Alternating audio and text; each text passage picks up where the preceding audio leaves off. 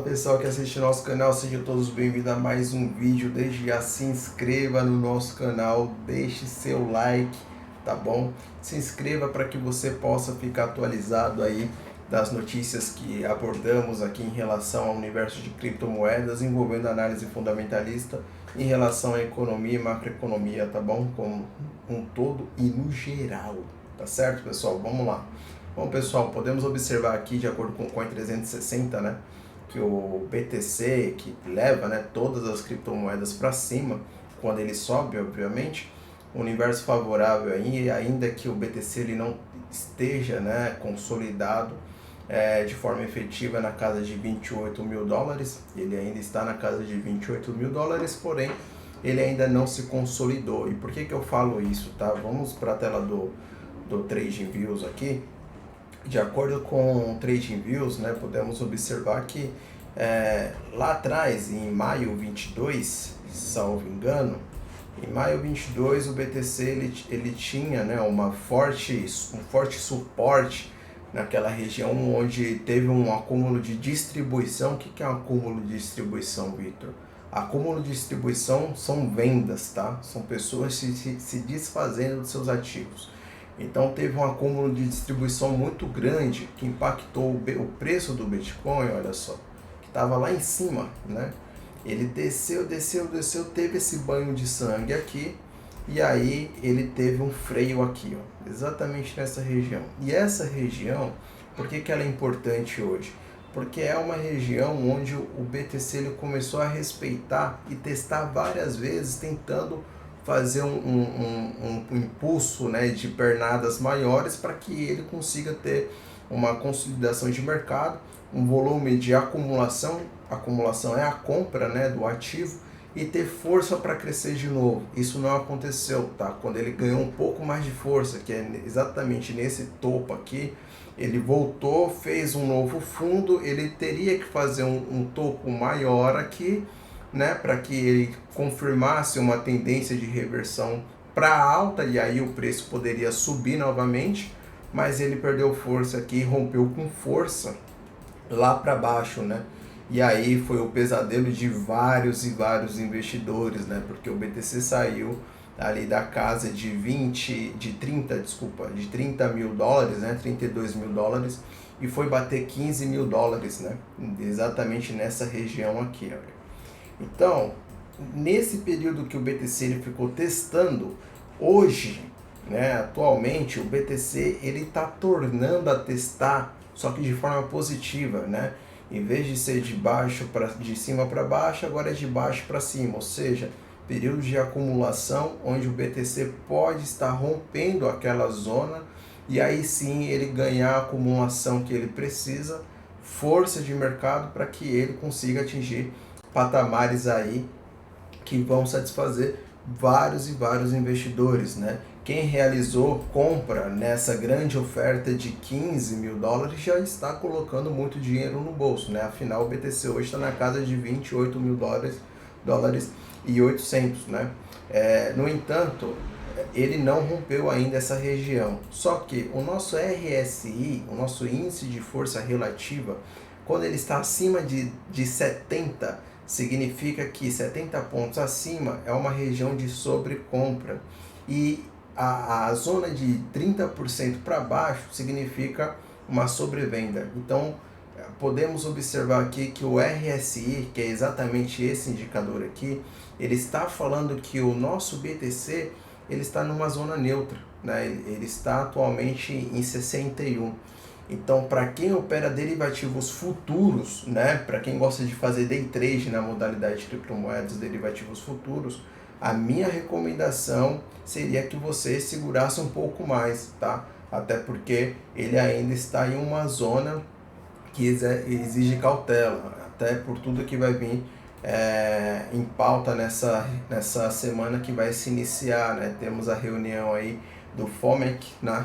Que é nada mais nada menos do que a reunião de capitais aberta envolvendo as relações internacionais de câmbio, onde tem indícios de relatórios passados e relatórios atuais para que dê um norte para a economia norte-americana, indícios de que pode ser aumentada a política monetária envolvendo inflação e taxa de juros, né, norte-americana, e isso impacta diretamente em todos os ativos da economia, tá? Então, dependendo do termômetro dessa reunião, pode ser que todos os ativos caiam brevemente, ou pode ser que eles explodam para cima brevemente e depois busquem umas novas correções, tá bom? Mas desde já fica aqui a minha sincera percepção sobre operar atualmente no derivativo futuro, tá? Só que aqui tem um ponto positivo, pessoal. Por que tem um ponto positivo nessa zona aqui? Porque o BTC, ele ainda que ele esteja lateralizando e testando essa nova resistência, né, um antigo suporte que agora virou uma resistência, ele está com um volume de acumulação significativo aqui nessa área, e ele também está com o RSI, que ele está começando a ter uma aceitação de mercado. Por quê? Se a gente começar a verificar essas zonas aqui, que ele estava sobrecomprado, né, acima da região de 70, o preço do BTC está exatamente onde ele está. Então, se hoje o RSI está abaixo dessa zona de 70 e o preço ele está onde ele estava antes, isso significa que o mercado está começando a ter uma aceitação melhor do preço atual do Bitcoin. E isso pode ser que gere um novo preço de oferta agregada. O que isso significa? Oferta agregada é quando a economia, os investidores têm desde o preço atual do mercado, e aí eles começam a ter uma aceitação melhor sobre aquilo e entende que é uma oferta de um preço satisfatório, e aí as pessoas começam a tornar a acumulação. O que pode nos confirmar isso? Quando nós traçamos aqui o nosso indicador de acumulação barra distribuição, podemos observar que a taxa de acumulação ela está alta, ou seja, as pessoas estão comprando o Bitcoin, embora ele esteja num preço de lateralização, testando um antigo suporte, que agora é uma resistência, e o RSI está buscando talvez um payback na casa de 50 pontos, tá? O RSI ele tende a fazer muito isso, né? Ele sempre, nem sempre, mas ele busca e testa essa casa aqui de 50 pontos percentuais e ganha força significativa para cima, tá? Então seria basicamente isso, aguardar um momento para operar derivativos futuros em BTC, né? Caso você faça long trades, assim como eu particularmente prefiro fazer long trades do que day trade. Acho que a recomendação melhor no momento seria aguardar a acumulação e distribuição confirmada, o RSI entrar numa confirmação de sobrevendido ou sobrecomprado, buscando um payback, e aí sim eu entraria na operação. O que eu imagino de movimento aqui, considerando esses dois indicadores, tá? Eu imagino essa seguinte movimentação do Bitcoin. Ele está exatamente lateralizando aqui, tá? Ele não vai ter força para romper agora, nesse exato momento. Então ele deve buscar esse fundo aqui, ele vai romper aqui, ele vai buscar esse fundo menor, um topo maior, e aí sim ele vai ter força de acumulação para romper. Ele vai testar novamente essa casa aqui, fazendo um pullback, e aí sim ele pode buscar seguir, né, com a tendência de alta, tá? Então, por que isso? Porque quando ele faz esse movimento aqui, ele está buscando uma acumulação melhor de ofertas de preço que não está conseguindo obter nesse exato momento aqui, nessa zona aqui. Então, para que ele consiga uma acumulação melhor dos investidores, ou seja, uma capitalização melhor dos investidores, ele precisa de uma oferta melhor. Então, para uma oferta melhor, ainda que o RSI esteja buscando uma aceitação de mercado melhor, o preço ele precisa comportar essa variação. Então, quando o preço comporta essa variação, o RSI deve reduzir lá para casa de 50 pontos, ou até mesmo ficar abaixo de 30, e aí sim ele fica sobrevendido, tá certo?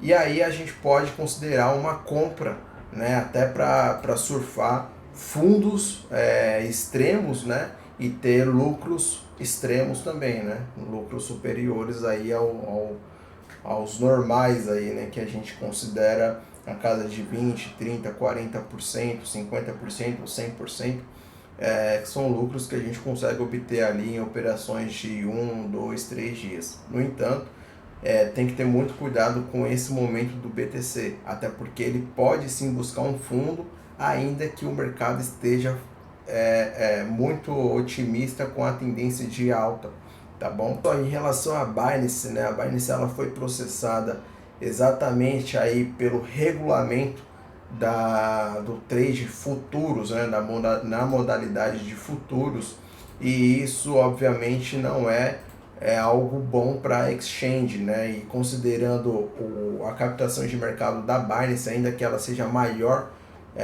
corretora de criptomoedas do mundo, né?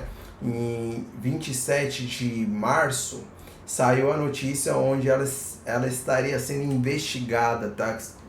Teve ação aí por parte do órgão regulamentador da comissão que envolve o derivativo futuro, tá? E aí, de lá para cá, a Binance tinha 41, né, bilhões de captação de mercado, e hoje a Binance caiu, né? Tá exatamente na casa de 35 bilhões, ou seja, caiu muito em pouco espaço de tempo, né?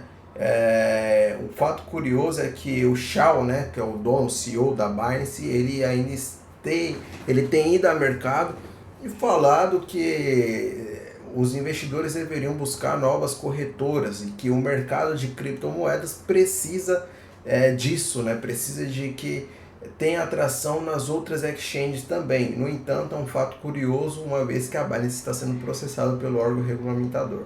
E isso, claro, é um fato que a gente não pode deixar de considerar, até porque o dinheiro de toda a economia, né, dessa economia de criptomoedas, a maior centralização, ou seja, a market share está na Binance, e lá que o dinheiro está, né? Se os investidores, ou a grande parte deles, estão tirando dinheiro da Binance, nem eu nem você vamos querer ter nossos ativos lá, não é mesmo? Então é isso, pessoal, esse foi o vídeo de hoje. Se gostou, deixa seu like, compartilha com seus amigos, não se esqueça de se inscrever, tem muita gente assistindo nossos vídeos, mas deixando de se inscrever, então eu peço para que você se inscreva no nosso canal, e eu fui, até uma próxima. Valeu!